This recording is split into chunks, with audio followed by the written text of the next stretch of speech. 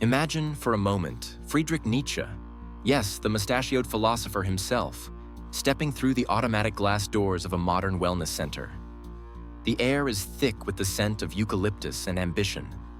There's a smoothie bar to the left, a wall of motivational quotes to the right, and somewhere in the background, a playlist that's equal parts whale song and top 40.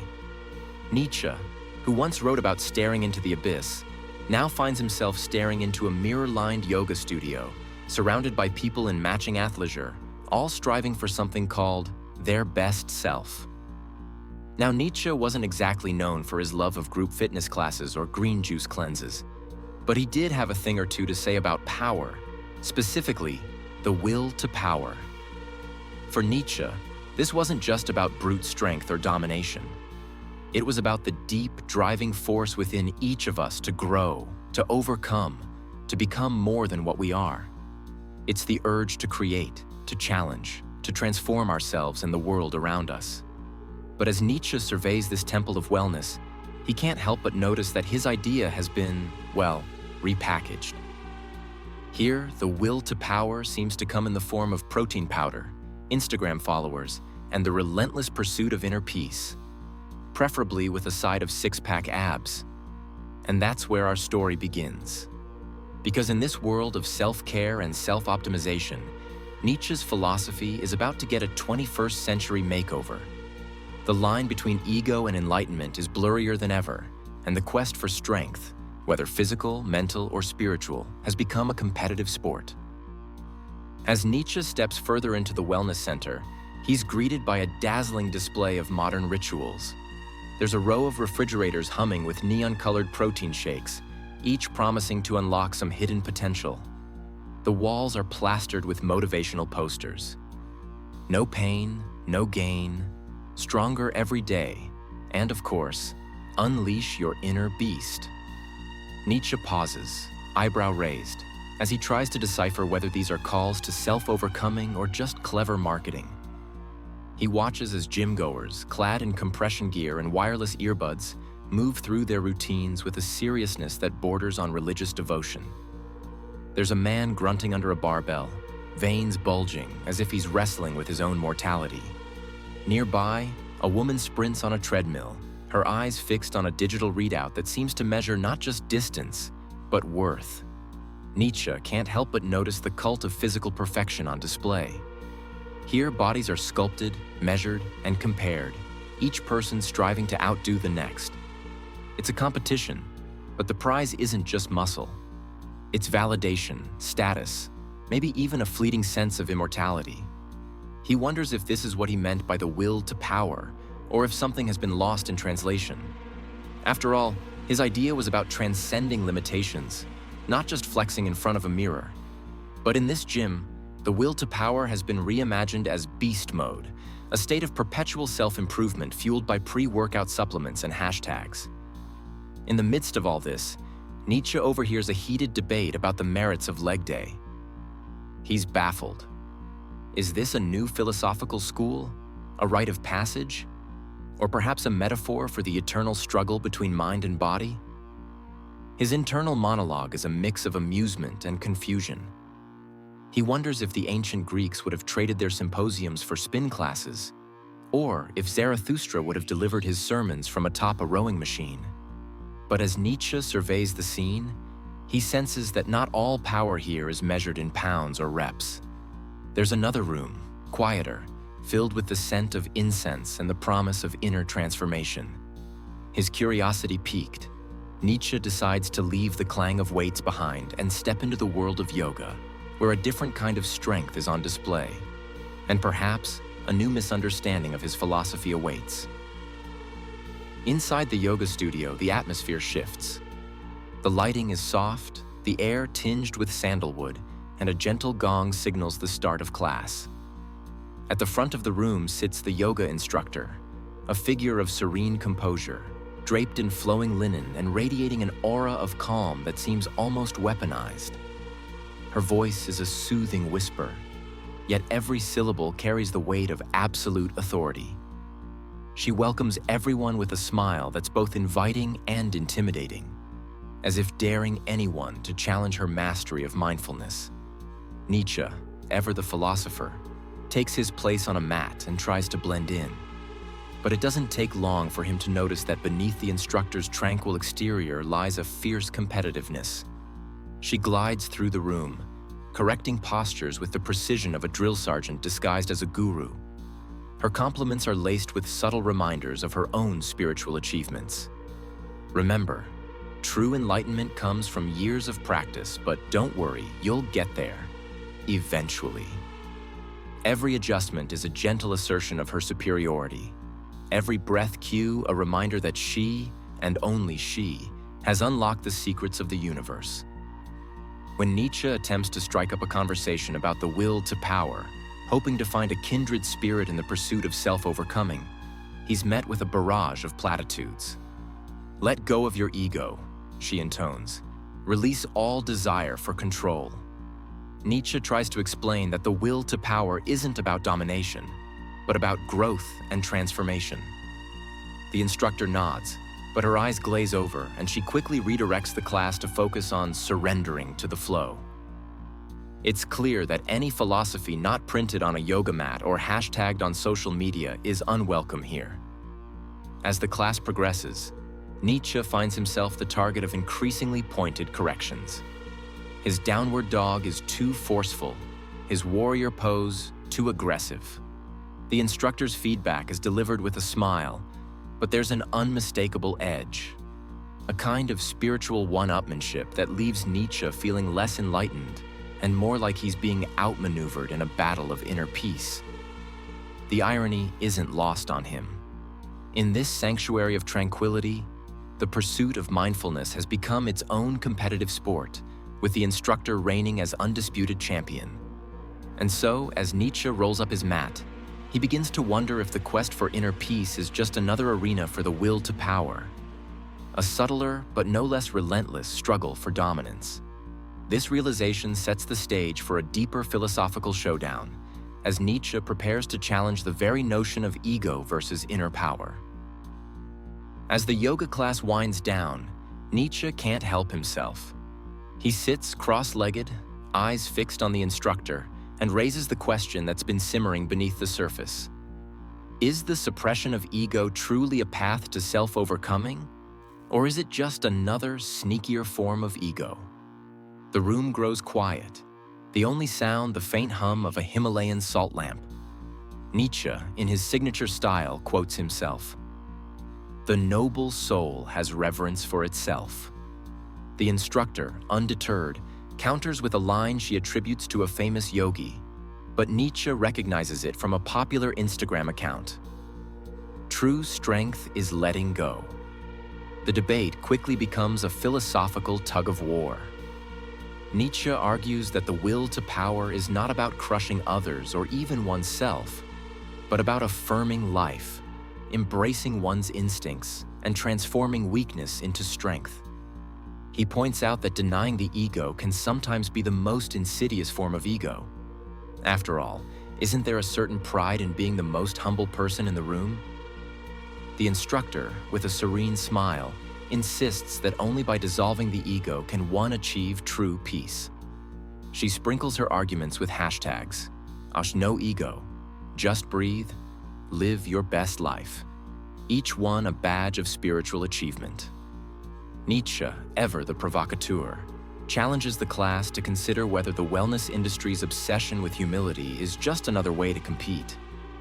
He asks, "Is your quest for inner peace truly about transcendence? Or is it about being better at being peaceful than everyone else?" The instructor responds with a gentle but unmistakably pointed, "We don't compare ourselves to others here. We're all on our own journey."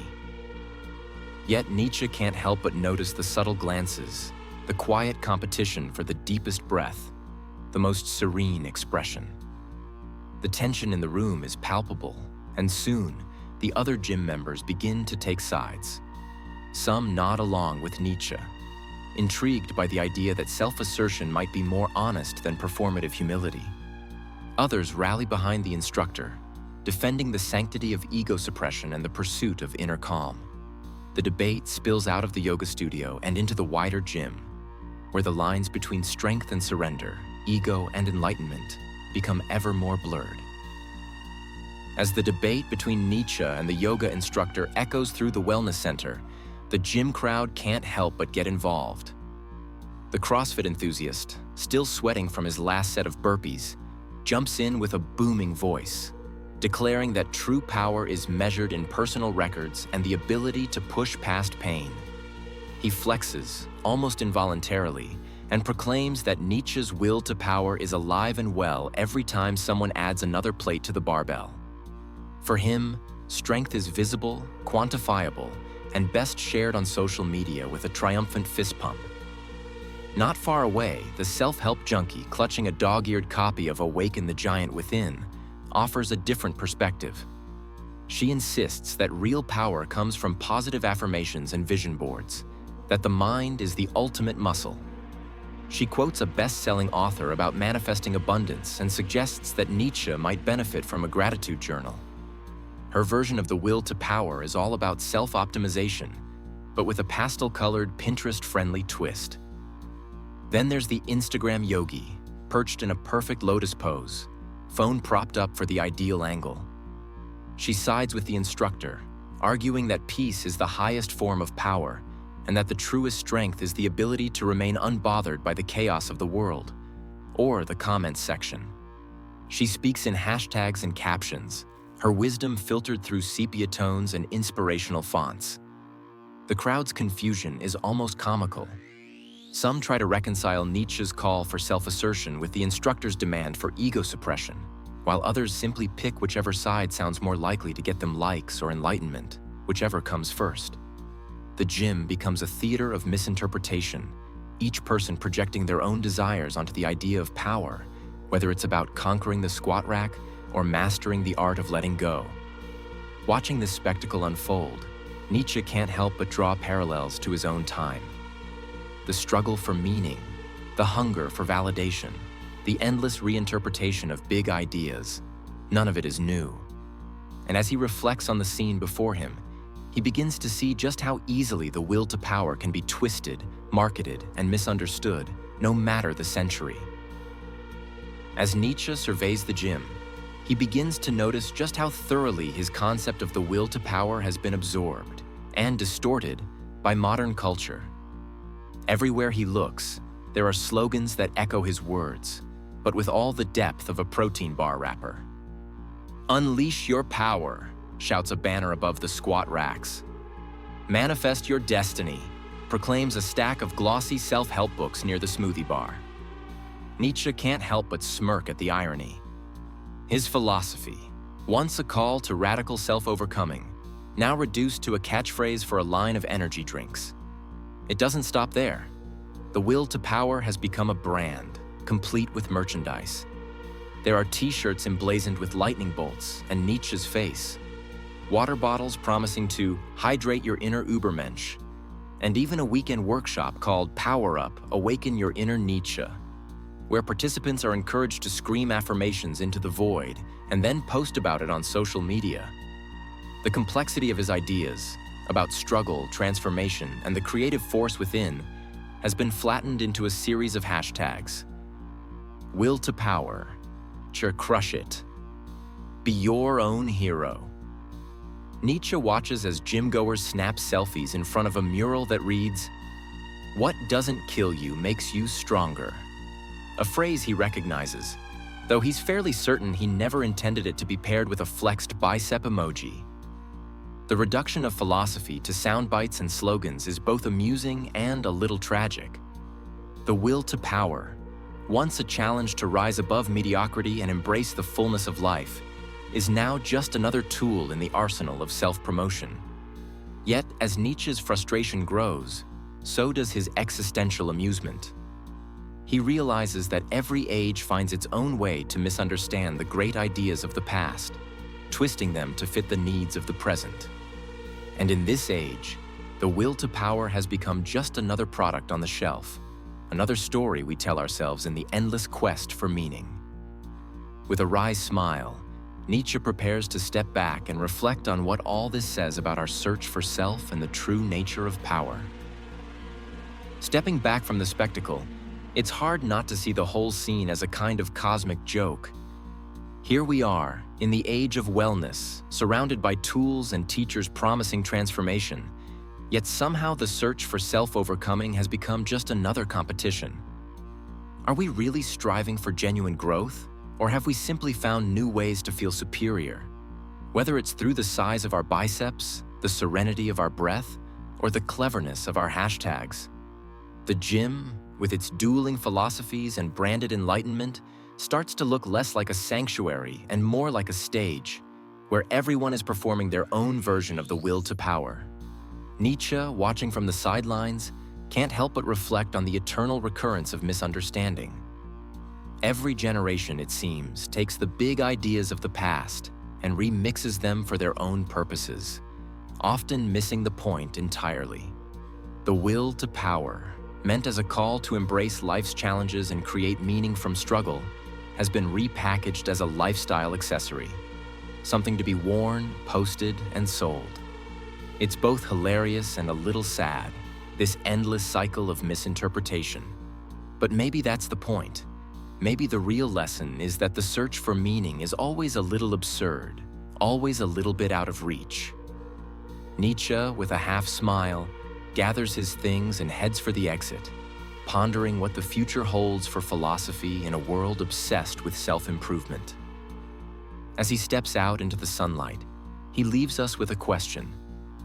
Are we truly seeking to overcome ourselves, or just to win at the latest game of self-betterment?